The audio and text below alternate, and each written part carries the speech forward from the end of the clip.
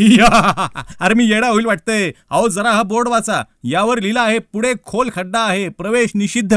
अरे खड्डा आहे म्हणून प्रवेश निषिद्ध?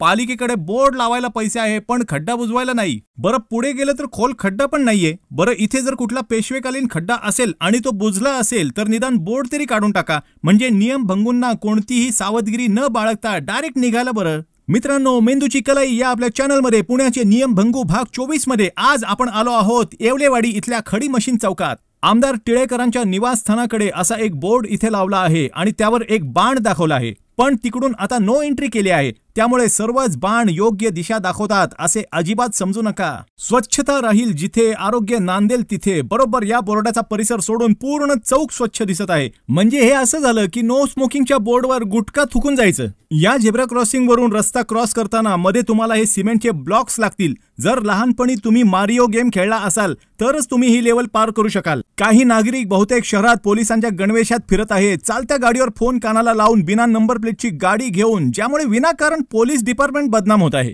हे बघा, हे जिओचे नेटवर्क, याला लवकरच मणक्याचा विकार होण्याची शक्यता आहे.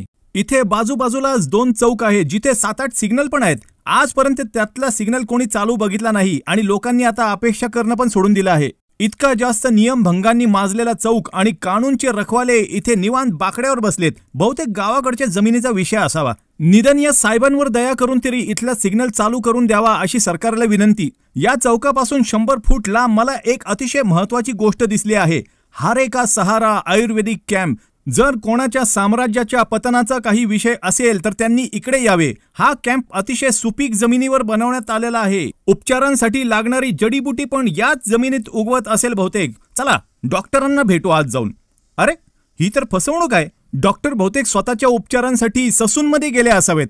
बरं जाऊ द्या, मी आतमध्ये बसून मेडिटेशन करतो. तोपर्यंत तुम्ही पुढचा भाग बघण्यासाठी सबस्क्राईब करा.